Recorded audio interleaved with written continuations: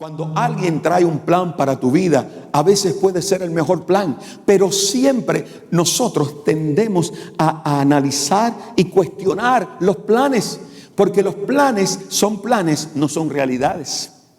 Y sabes una cosa, nosotros los seres humanos nos gustan las realidades, nos gustan los planes también. Todo el mundo hace planes aquí, amén. Todo el mundo hace planes. Pero amado, una cosa son los planes, otra cosa son las realidades. Y nosotros los seres humanos somos así. Cuando llega un plan, la primera pregunta es ¿cómo lo vamos a hacer? Porque realmente siempre nosotros anhelamos y queremos saber de qué manera vamos a alcanzar esos planes. Pero hay momentos o circunstancias que Dios muestra un plan. Pero todo lo que Dios espera de ti no es que le preguntes cómo Él lo va a hacer, porque ese no es nuestro problema. Si Dios es el que está planificando, entonces lo que Dios haga es bueno. Mi alma te alaba, aleluya. Si Dios lo está haciendo, Dios es bueno.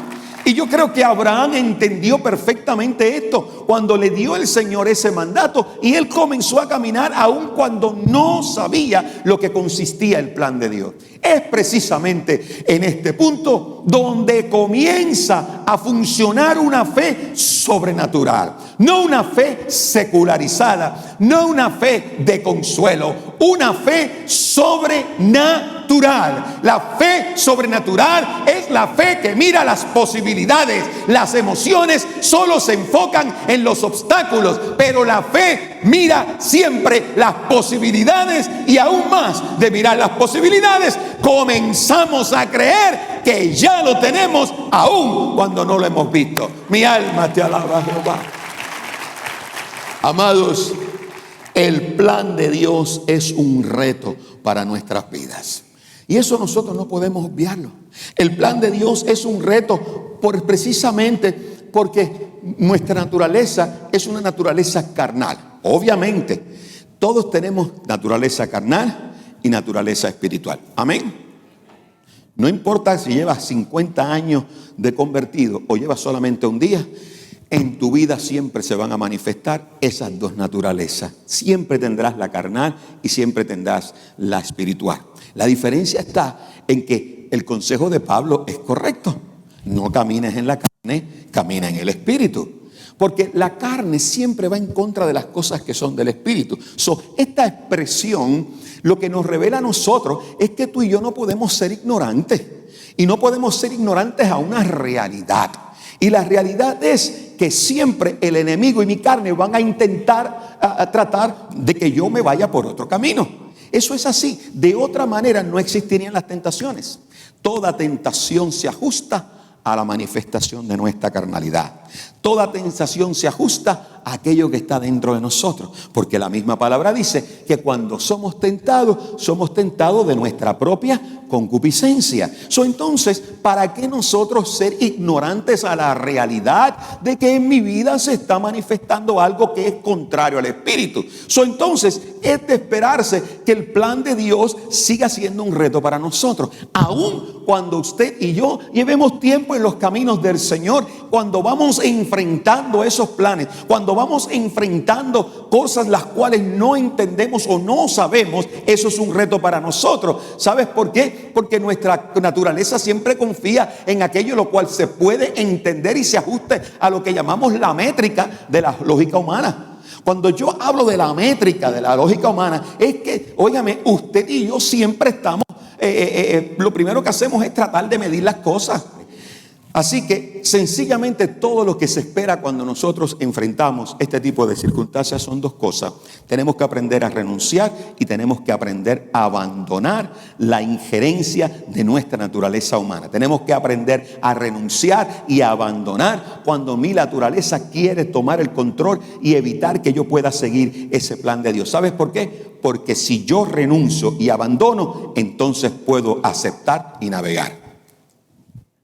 Renuncio y abandono, entonces puedo aceptar y navegar en medio de lo que Dios tiene para mí, en medio de nuestra mente, en medio de todas estas cosas podemos navegar. Amados, aún navegamos, aún podemos caminar en aquello que en nuestra mente podría sonar como una incertidumbre. Los seres humanos no nos gusta mucho las incertidumbres. Lo que el hombre lo que para el hombre es una incertidumbre, para Dios es la antesala de la liberación o el desencadenar de una promesa de Dios para nosotros. Si algo quiero que te aprendas, apréndete esto. ¿Me entendiste? Lo que para el hombre es una incertidumbre. El ser humano no maneja mucho las incertidumbres. Y yo le voy a ser honesto. El hombre en naturaleza o la mujer en su naturaleza, cada uno tiene ciertas cosas que son particulares. Pero la mujer siempre, una de las cosas que la mujer no puede manejar es la inseguridad. La mujer no puede manejar la inseguridad. Por eso es que cuando ocurren problemas, comienzan a ocurrir problemas financieros, y la esposa, oye, pero ¿cómo vamos a hacer? El hombre dice, ay vieja, no te preocupes, no me vengas con eso, he estado trabajando todo el día, no me dame descansar. Nada más el pastor Vélez hace eso. No hay nadie más. No, déjame descansar, que estoy en esto. No te preocupes. Y nos ponemos espirituales. Dios provee, Dios provee. Adoptamos una posición inmediatamente, confrontamos la situación y declaramos una fe, ¿no? Pero lo que estamos es evadiendo, ¿no? La mujer no, la mujer se preocupa, pero ¿cómo le vamos a hacer? ¿Qué vamos a hacer? ¿Cómo lo vamos a llegar? Como seres humanos nosotros no podemos manejar la incertidumbre, aquellas cosas en las cuales comenzamos a navegar que no estamos claros. Pero yo quiero decirte una cosa a ti, que lo que tú crees en tu mente es algo, una incertidumbre. Yo quiero que tú sepas que para Dios es la antesala para liberar una promesa a tu favor. Mi alma te alaba, Jehová. Es el momento, es la antesala, es el preámbulo a una bendición de parte de Dios. Ahora bien, para nosotros poder desarrollar esta fe, quiero dejarte unos principios. Y lo primero que yo quiero es que tú tienes que aprender que para poder confiar, para nosotros poder confiar, utilizar nuestra fe, tú tienes que aprender a escuchar la voz de Dios. Tienes que aprender a escuchar la voz de Dios. Vamos a ver en Hebreos capítulo 11, versos 8 al 10 en la versión Reina Valera. Y esto es lo que dice la palabra. Por la fe Abraham, siendo llamado, y quiero que en tu Biblia subrayes esa expresión, siendo llamado, ¿ok? Obedeció para salir al lugar que había de recibir como herencia, y salió sin saber a dónde iba. Por la fe habitó como extranjero en la tierra prometida, como tierra ajena, morando en tiendas con Isaac y Jacob, coherederos de la misma promesa, porque esperaba la ciudad que tiene fundamentos, cuyo arquitecto y constructor es Dios. Dale ese aplauso al Señor. Wow. Si usted busca un versículo poderoso con relación a cómo puedo desarrollar mi fe, y que te estoy diciendo en esta mañana que comenzamos a desarrollar fe al escuchar la voz de Dios, este es un versículo extraordinario. Este es un versículo extraordinario. Amados, cuando Abraham es llamado, todavía ni existía la religión hebrea. Usted sabía esto, ¿no? Todavía no existía ni la religión hebrea. Había una noción de Dios que se había traspasado y llevado por generaciones y generaciones. Aún el mismo papá de Abraham no era creyente. Aún el mismo papá de él no era creyente. Pero Abraham había mantenido en su corazón aquellas enseñanzas, habían hecho nido dentro de él. Y llega un momento en el cual comienza el plan de Dios a surgir en este planeta.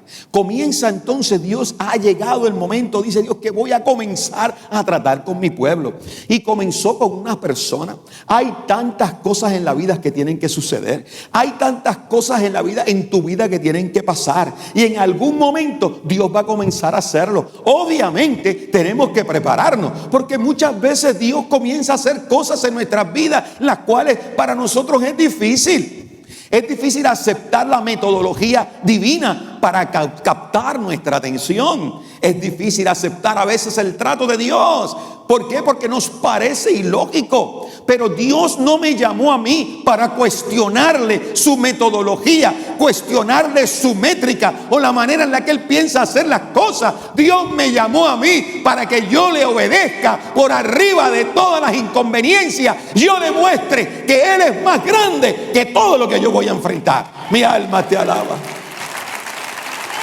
que Él es más grande. Entonces, cuando Dios le llama y dice, mira, vas a salir de aquí y te vas a ir a la tierra que yo te mostraré.